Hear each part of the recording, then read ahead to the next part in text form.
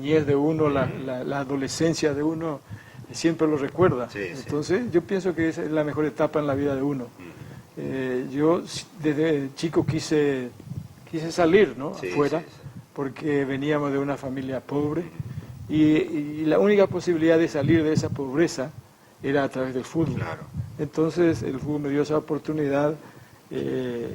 Algunas veces uno no sabe, porque a ratos en reuniones así, por ejemplo, en mi familia, con los amigos, yo digo que el que salió de su país, el inmigrante, no va a encontrar nunca la felicidad completa.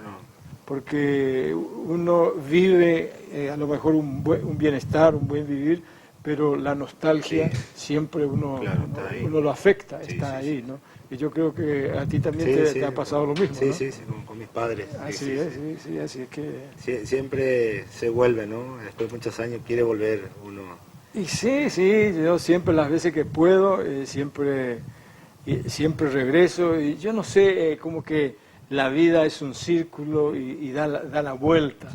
Así como, yo digo eso porque así como yo fui, vino un técnico chileno a buscar jugadores paraguayos.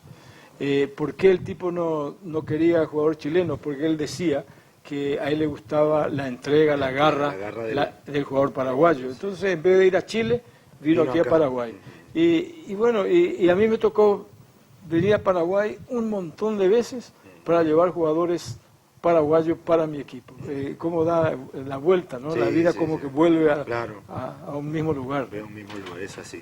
Bueno, estábamos hablando justamente de grandes jugadores, como el caso de Rey Melgarejo, donde describe usted justamente, mientras estamos hablando, estamos viendo recortes de periódicos de Centroamérica y de la inteligencia. Si uno puede escribir para los chicos, especialmente don Nelson, como quién podría ser el juego de Rey. Bueno, yo creo que Rey tenía, yo creo que, por ejemplo, es una mezcla de tal vez de Cabaña, de Salvador Cabaña, una mezcla de Nelson Aedo Valdés. Esos son grandes jugadores, no quiero desmerecer, son ídolos, especialmente cuando uno estamos fuera, lejos del país, ¿no? Uno quiere mucho a eso. Pero yo creo que Rey, creo que ha sido mejor que ellos dos.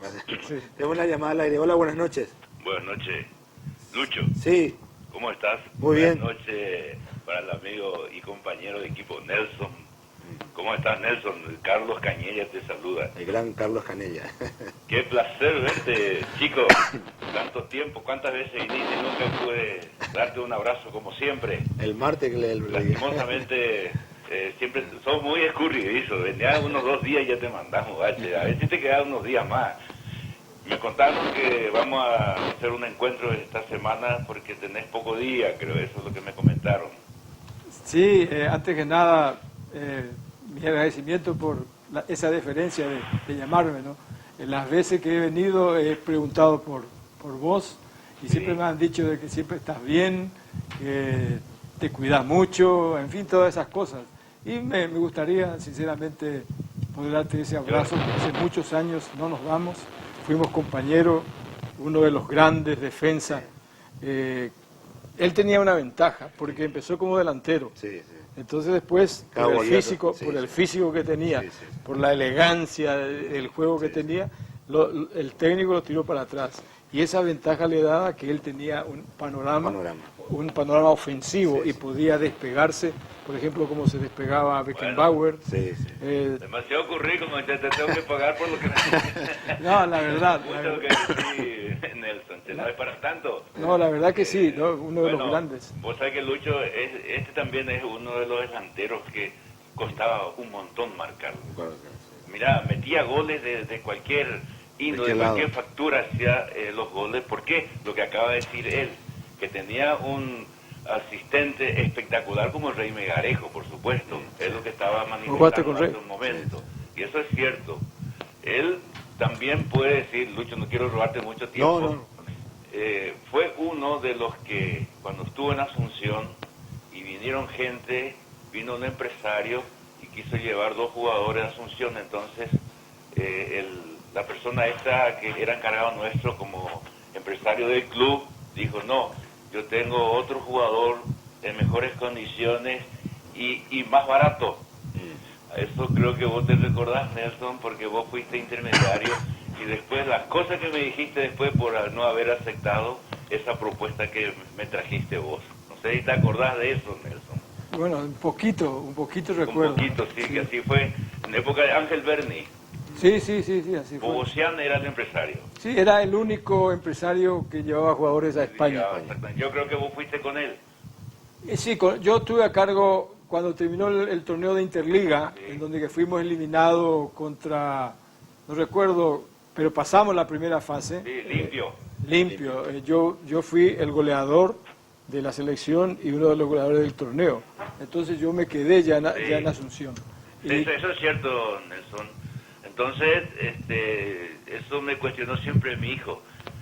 Como si tuviste tanta oportunidad y tuviste que quedarte en la Encarnación. Y sí, yo no quise salir del pueblo, parece ser que algo le atajó. Quedé acá por siempre. Pero tenías un buen trabajo, 36, 37 años.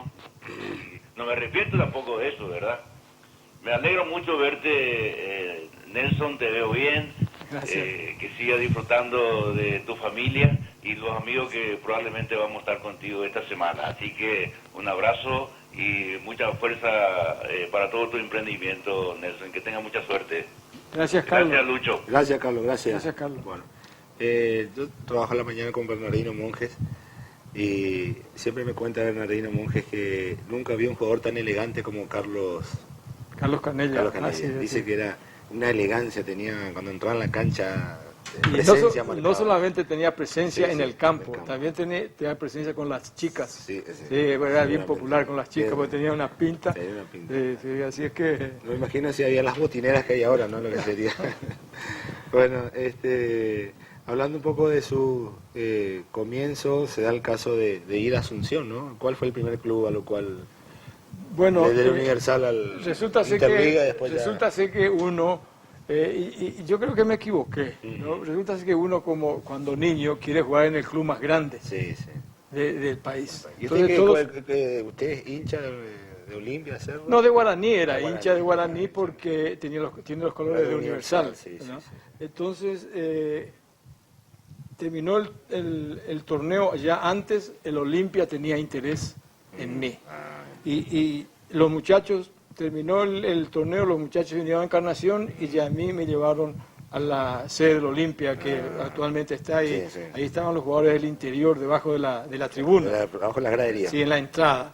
Entonces, pero como venían muchos empresarios, vinieron gente de México, de Colombia, y en eso también se me acercó Ángel Berni, que era el representante en ese entonces de Bogosian, que era el que llevaba jugadores a Europa.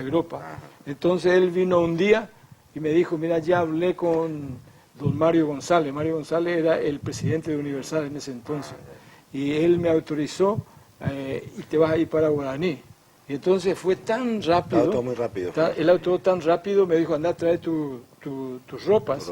Y entonces yo agarré y fui y traje. Y cuando yo me di cuenta de lo que estaba pasando, ya estaba en el coche de él y ya iba rumbo a la pensión de Guaraní. Y prácticamente abandoné yo al Olimpia por Guaraní.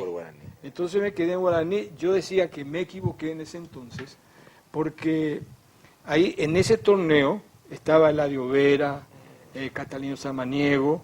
Grandes jugadores. Sí, pero ellos no figuraban en el ambiente del fútbol interior. Porque Vera hizo 1 o 2 goles, y yo hice el primer partido, le ganaba a Residenta 2-0, yo hice los 2, le ganamos, creo que a Iturbe 1-0, yo hice el gol, después que le ganamos a Limpio 2-0 y yo hice el gol, los 2 goles, en fin. Entonces, yo fui para Guaraní, y fui a Guaraní en un momento que no tenía que haberme ido, porque Guaraní en ese momento era lo más grande, tenían a Aguilera, Sergio Roja, Bobadilla, tenía Alcides Sosa, Arsenio Valdés, Juan Domingo Juárez, estaba Genaro García. Entonces yo tuve muy poca oportunidad. Pasaron los meses, yo jugaba en la reserva, sí. y Vera y eso jugaban en primera y eran figuras. Era difícil destronarle a... Claro, yo tenía que haber ido, ellos fueron a River, algunos fueron a Rubio Ñu y yo fui a Guaraní, y por eso digo yo, no tenía que haber ido a Guaraní. Así es que empecé ahí y después vino un empresario que quería un delantero que hacía goles para el Atlético Paranaense, que estaba en el torneo de Curitiba. Entonces era por 3 meses. Y yo entonces, bueno, me salió la operación ahí, yo en Guaraní ganaba creo que como 4.000 guaraníes, y ese me ofrecía como 35.000 guaraníes mensual. Era grande la diferencia. Sí. Y entonces fui allá por los 3 meses. Cuando estaba jugando ya los últimos partidos en el Atlético Paranaense, viene el técnico, que yo te digo, un técnico chileno a buscar jugadores paraguayos, y el contacto que ellos tenían era Juan Vicente Lescano, que regresaba de Peñarol, y Arsenio Valdés.